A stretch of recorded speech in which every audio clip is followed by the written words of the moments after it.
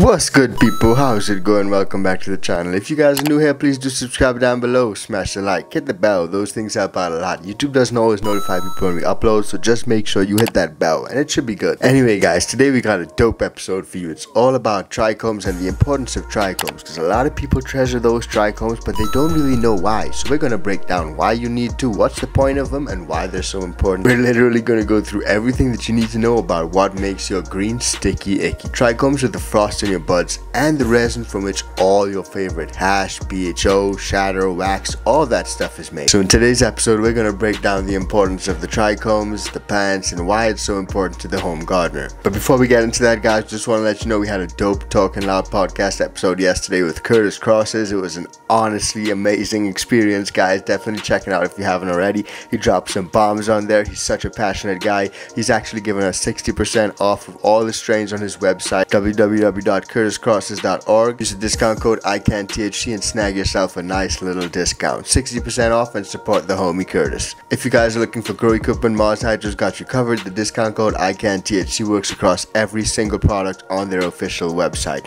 So definitely check it out and snag a discount on there as well. And we're happy to let you guys know the Dino Mycos also got you locked with the discount code ICANTHC420. You can save a few bucks on your mycorrhiza as well, man. I use mycorrhiza all the time, but I can't live without it. What's the world without mycorrhiza? I don't know. Anyway guys, all the links are down in the description below. Check it out. And if you haven't signed up for the ICAN Seed Club as yet, definitely check it out because you're missing out. Beans for a whole year. The gold boxes have already started to go out, so damn man, just don't miss out. Don't be that guy.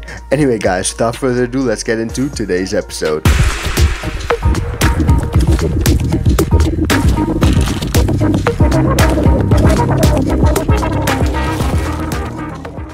Yes guys, so what are trichomes? Well, the word trichome is actually derived from the Greek word trichoma, which translates to hair. As they're microscopic, you really need to zoom in on the frosty blanket of resin that coats up the high-grade flower just to see those trichomes. And those trichomes actually resemble masses of stalks with tiny mushroom heads. But you gotta be careful and know what's what, because a big bunch of trichomes doesn't necessarily mean that your flower is loud. The Merriam-Webster's dictionary actually defines a trichome as a filamentous outgrowth, especially an epidermal hair structure on a plant. Now, trichomes are different from the hairs that you see on your flower, so just keep that in mind. But that dictionary definition is quite complicated, so trichomes really deserve a more specific stoner-friendly definition. So I like to think of the trichomes as little biological cannabinoid factories found mainly on the flowers and the sugar leaves of the plant. Simple, a lot easier, right? So just think of it that way, little factories that produce all that good stuff. Now, what's the actual purpose of the trichomes? Are they just there to look pretty and nice and shiny and stuff? I don't think so.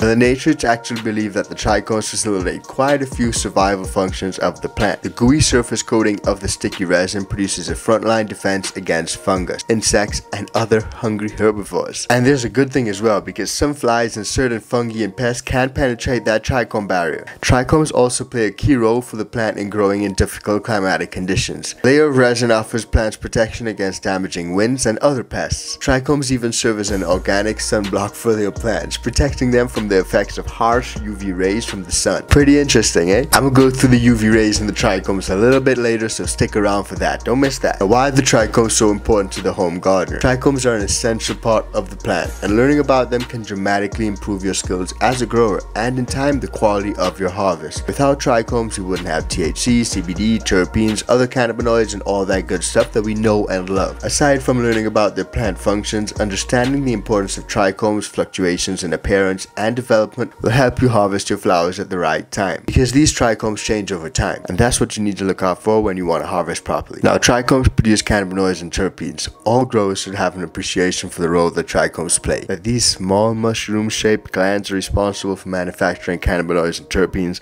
will prompt you to take extra care when pruning, harvesting, and trimming your plants. You don't want to mess up those trichs. Now, the trichomes also indicate when it's time to harvest. Trichomes serve as a bridge of communication between the grower and the plant. By simply observing their color throughout the flowering stage, you can get a rough idea of their chemical composition, and skilled home growers know the exact time to harvest their buds to ensure maximum cannabinoid levels and optimal effects. So like I said, those trichomes actually change throughout the life cycle of the plant. As your plant transitions into the flowering stage, you'll notice the first trichomes appear. They're young and immature, and they feature clear, translucent appearances. They're pretty much see-through, and they'll stay pretty clear and transparent until the first stage of their chemical composition changes significantly, or until they just progress more into flower. I don't recommend harvesting at clear trichomes because clear trichomes are a sign that your plant still has some maturing to do. Avoid being impatient and harvesting your plants too early. You don't want to have the clear trichomes. That indicates that they aren't potent enough just yet. Now, cloudy trichomes, we're getting somewhere now. Cloudy trichomes feature a milky and opaque appearance. This development means they're now expressing higher levels of THC alongside terpenes that contribute to a more energetic and cerebral effect. If you prefer flower that makes you feel awake, alive, and creative, you should start to think about harvesting your flowers soon. Trichomes remain cloudy for about 2 weeks. Toward the end of this stage, they start to change appearance once again, which indicates that more developments in their composition is happening in that plant. And this is where the amber trichomes come in. Towards the end of the flowering stage, trichomes turn an amber color. During this time, they hold slightly less THC and slightly higher levels of CBN. Otherwise known as cannabinol, THC degrades into CBN over time and with exposure to the elements. And this actually tends to contribute to a more stoning high, more couch-locked feel, so you can harvest your flowers during this stage if you prefer those sleepy physical effects.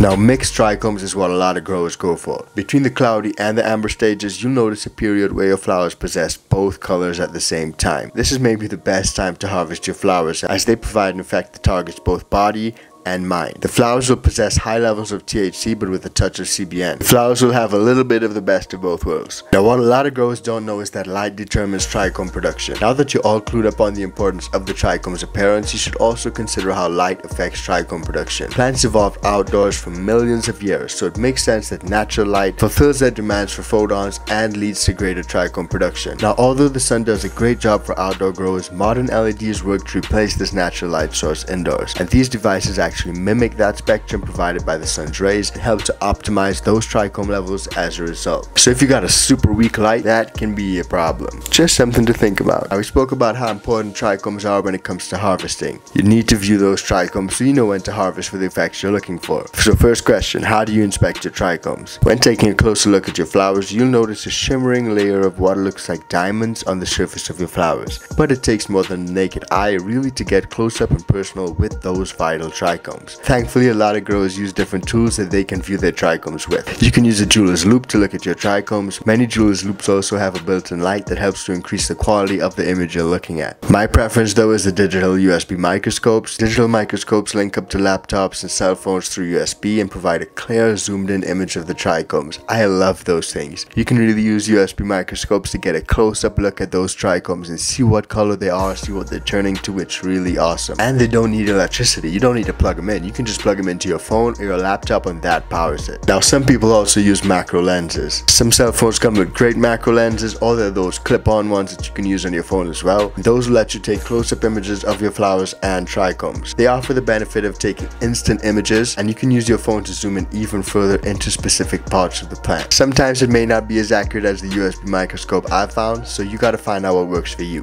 Now, the fun doesn't stop there because there are a lot of things that you can actually make with trichomes. Did you guys even know that? Because at this point you're probably already making the connection between trichomes and extracts, and you're absolutely right if you are. Trichomes are literally the building blocks of all kinds of wonderfully potent concentrates and hashies. The method of extraction may vary, but the raw material is always trichomes, and they can be easily separated from the green plant material. Sometimes it can actually happen super easily and by accident, so be careful and handle those flowers with care. Those trichomes can literally degrade quickly if they're not properly stored, but concentrates have that benefit of having an indefinite shelf life. Now, trichomes aren't everything when it comes to flower, but they're definitely one of the most important things.